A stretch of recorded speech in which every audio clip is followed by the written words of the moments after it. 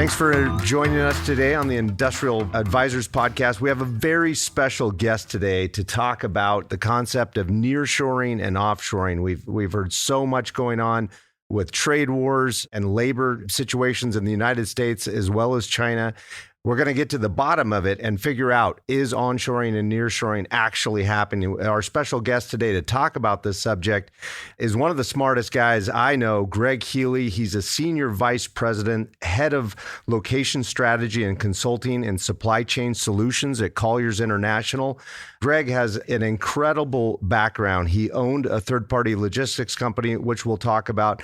He owned a consulting company in logistics and spent over 10 years as head of logistics for Honda of America, basically moving Honda parts around the world. So this guy understands supply chain. He is also, I don't know how many languages, but I see here you speak fluent, obviously English, Danish, German, Japanese, which is unbelievable, and Norwegian. I know you lived abroad, Greg, and I know you've done a ton of things. Thank you for joining our show today. And amongst other things, you spent a few hours at my cabin recently, and you are now a pro water surfer. So I don't know about that. That's pushing it there, Matt. Thanks for joining us. Sure thing. The bar's a little high with that introduction. I appreciate it, but we'll see what we can do to sound somewhat reasonably intelligent on this call today. Well, we want to get it going with the question here is onshoring and nearshoring actually happening, or is this a whole lot of chitter chatter? That is the question of the day and the hour and of the month and the year right now. So it is a very pertinent question right now, and it impacts industrial real estate, incredibly. My short answer would be yes. Okay, but there's some asterisks after that when I say that. And the reason I say that is the concept of nearshoring or onshoring work is not new. It's not something that's happened overnight. This is something that's been going on since pretty much 2010, and pretty much after the recession of 2008, we've seen this sort of repatriating of work back to the United States, and it makes a lot of sense. The main driver of this, and the most critical driver, is consumer demands have changed. The consumer before was okay accepting things coming in, 6 to 8 weeks for delivery. Remember those days? You order something from a catalog or something, it says 6 to 8 weeks for delivery. Sears catalog. That's unacceptable nowadays. Yeah. So now people say, I expect it in 6 to 8 hours instead of 6 to 8 weeks. And so when you're looking at, the rush to go overseas by so many manufacturing organizations, it was really driven by this idea of where's the lowest place where we can manufacture goods? And, China was oftentimes the answer. So they all move over to China and they'll start manufacturing things in China. Then all of a sudden they say, you know what? We're in China, but China is not the same China it was 20 or 30 years ago. It's a different country now. It's a country that's developed incredibly. It's a country that has had inflation. It's a country that's also changed geopolitically. It's a country that has new risk. And the decisions that brought them over there in the past sometimes have a different reason for being there today. So a great example is you think of a company like Raleigh Bikes. Raleigh Bikes had a large manufacturing plant in China, and they decided in early 2010s to repatriate some of the work to the United States again. And they went surprising Raleigh, North Carolina. They go to North Carolina for this new plant, and the plant is creating bikes in the United States, but not to the same scale as they do in China. And the jobs they brought back to the United States are not the same jobs they have in China. And you think about when you're repatriating jobs to America, America has an incredible advantage having very low cost of energy as a main driver, but a disadvantage is the cost of our labor market in the United States. And so if you can change those jobs from being blue collar jobs overseas and transition that to something which is a new collar job, as we're calling it, where it's more tech, or you're using more systems or automation, then that's, you can reduce your headcount, and in the end, your total cost model is improved. Mm-hmm. And not only is it the cost, it's also, you think about the speed to market. Your speed to market has completely, disappeared. That 6 to 8 weeks for waiting for ocean carriers to come across, from China to the United States, that's gone. You can get to market much faster. And I think with COVID-19, what we're seeing this transition, which is happening anyway, it's just being exacerbated right now because of people are saying, maybe this is the point. This is the point where we revisit our supply chain and say, maybe we should look at divesting a little bit out of China, not leaving China. You don't want to do that because, they still have a population with a middle class larger than the entire population of the United States. Right. So you don't want to leave China. It's the same reasons why you in supply chain, you move closer to your consumers. Why would you leave China? But you do a China plus one strategy, and reshoring and nearshoring are part of that strategy right now. And now China's population and their labor pool, correct me if I'm wrong, but is aging and aging fast. Are you seeing a shift away from that because of their labor pool, or they just have so many people right now it doesn't matter? When you have 1.2 billion people, what's a few here and there off, right? So it's a good point, Matt. And they do have an aging population, but it's really more around the labor cost. It's the speed to market. It's the business insurance costs, which are being impacted. It's currency manipulation. It's geopolitical risk. And also it's a social image, even more so recently. Let's say as of the election of Donald Trump, you see this kind of patriotic undertones going on and saying, we should build it in America and buy it and source it from America if you can. So the other thing China does have is, because they're a large manufacturing population, they are much better suited for the flexibility. Mm-hmm. And so the inconsistencies of demand, they're more suited to accept. So they can ramp up much quicker, and they can also, ramp down much quicker. And we saw this with COVID-19 specifically, when we saw declining volumes of sea containers from China coming into the United States, in LA Long Beach specifically. Pretty much October last year was around 60%, and it dropped down to the high 40s of the percentage of containers coming in from China. It started tapering off as Chinese companies were also, because of tariffs, they were saying, how do we change our model to avoid these tariffs? So they started investing in plants in Vietnam, Malaysia, Indonesia, et cetera, thinking that they would be an alternative for China. Mm-hmm. But they're not really the best alternative, because they don't have the same infrastructure. They don't have the same sailing schedules. They don't have the same labor force as China. So really interesting, as something I was looking at the JOC, it showed how trade with China had dropped, and then all of a sudden it picks up in May, and it goes right back up to about 60% of overall containers coming into LA Long Beach are again sourced from China. So all that sort of erosion of the market share in China has just come right back up again, because it's back to school season and people want their stuff now. And where do they go? They go back to the mother country of China and to get that stuff. So I still think, again, China's not out of the game at all. But I think there's a place for China, and there's a lot of companies that still should continue to invest in China, particularly for the domestic market there. But if you're looking for a way to de-risk your supply chain, then you should be looking at a China plus one model if you're there right now. So, Greg, I'm going to ask you to look in your crystal ball, and in the next, call it 5 to 6 years, what's your prediction with nearshoring? So, Bill, that point is a good point also, because I think Matt somewhat loaded the question earlier, whether this is a political just hubbub or is this really happening or not. The reality is, changing really complex supply chains is not easy. Mm-hmm. You're talking about large capital investment costs. You're talking about integration of lots of different suppliers coming and going everywhere. It's not easy to just pick up and move. But I do believe that the pendulum has shifted.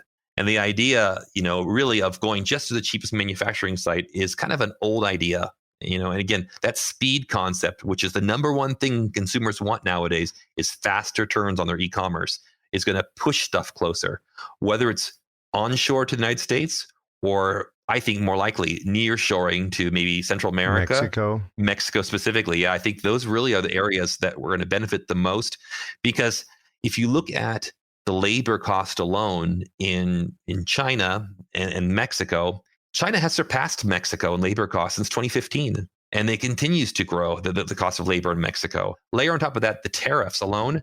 So if I saw a study recently that said if you have $1,000 in generic manufacturing cost, right, you can get $17 savings in the manufacturing cost by being in Mexico over China. You're going to get additional $18 savings in logistics cost being in Mexico versus China. Mm-hmm. But the big whopper there is you get $182 savings in tariffs. So that $1,000 in manufacturing cost in China is now at $771 in Mexico, a 23% savings. And so if companies, plus again, you're de-risking your supply chain by bringing it closer. Mm-hmm. You're able to control it's much easier. You can visit Mexico on a day trip, the United States. A very skilled labor force, same time zone. So you think about that, 23% savings from operating in China. To your question, will we see this in 5 to 6 years looking out?